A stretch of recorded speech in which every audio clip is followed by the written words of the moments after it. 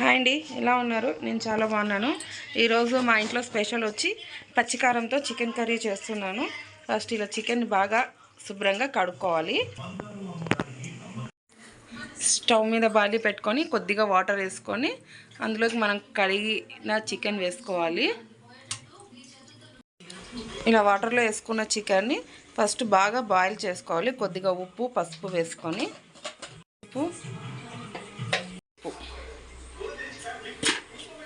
దీన్ని బాగా కలుపుకొని బాగా ఉడికేలాగా ఇంతవరకు పెట్టాలి. ఈ చికెన్లోకి కాస్త ఉప్పు, పసుపు వేసుకొని ఇలా బాగా కలుపుకోవాలి.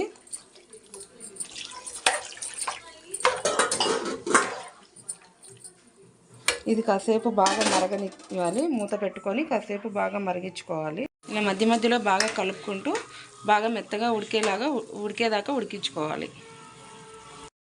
పచ్చికారం చికెన్లోకి మసాలా కోసం కొద్దిగా కొత్తిమీర, ఎండు కొబ్బరి, అల్లం తెల్లవాయి, 2 యాలక్కులు, 7-8 మిరియాలు, ఒక 4-5 లవంగ మొగ్గలు, 1 ఇంచ్ దాల్చిన చెక్క, వీటినంతా మసాలా పట్టుకోవాలి. ఇలా మెత్తగా పేస్ట్ లాగా చేసుకోవాలి. తర్వాత నేను తీసుకుంటున్న 1 కిలో చికెన్కి ఈ పచ్చిమిరపకాయలు సరిపోతాయి. ఇవి కూడా కొంచెం కచ్చా పచ్చగా పేస్ట్ చేసుకోవాలి. ముందుగా స్టవ్ అంటించుకొని బాండీ పెట్టుకొని ఒక 2 to 3 టేబుల్ స్పూన్ ఆయిల్ వేసుకోవాలి. ఆయిల్ బాగా హీట్ అయిన తర్వాత కొద్దిగా కరివేపాకు,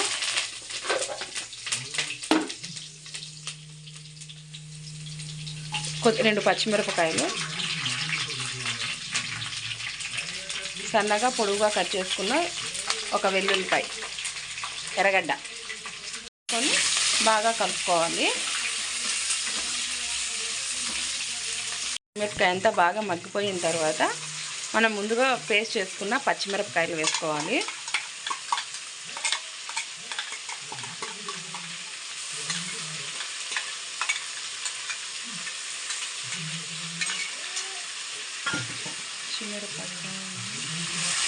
బాగా వేయించుకొని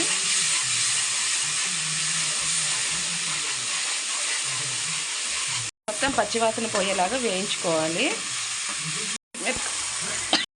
ఇలా పచ్చిమిరపకాయల నుంచి ఆయిల్ మొత్తం ఇలా బయటికి వచ్చిన తర్వాత ముందుగా వేసుకున్న మసాలా కొబ్బరి, అల్లం తెల్లవాయి, కొత్తిమీర పేస్ట్ వేసుకోవాలి.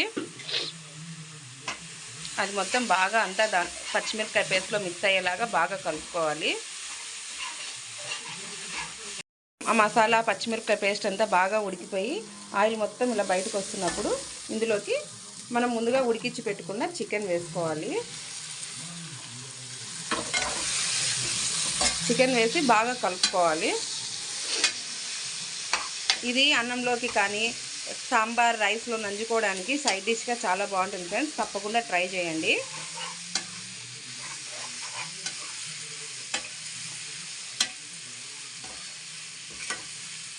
ఇలాంతా బాగా కలుపుకున్న తర్వాత మూత పెట్టుకొని కాసేపు మగ్గించుకుంటున్నాను. దీన్ని కొంచెం మూత తీసి ఇప్పుడు బాగా కలుపుకోవాలి. ఇక్కడ కొద్దిగా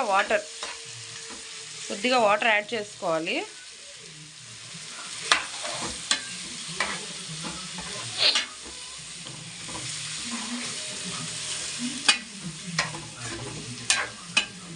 ఈ వాటర్ మొత్తం ఇంకిపోయే వరకు దీన్ని బాగా మగ్గించుకోవాలి. ఎందుకంటే కారం మొత్తం ముక్కకు బాగా పడుతుంది కాబట్టి కొద్దిగా వాటర్ వేసి బాగా కలుపుకొని ముక్కకి కారం మొత్తం బాగా పట్టే వరకు ఉడికించుకోవాలి.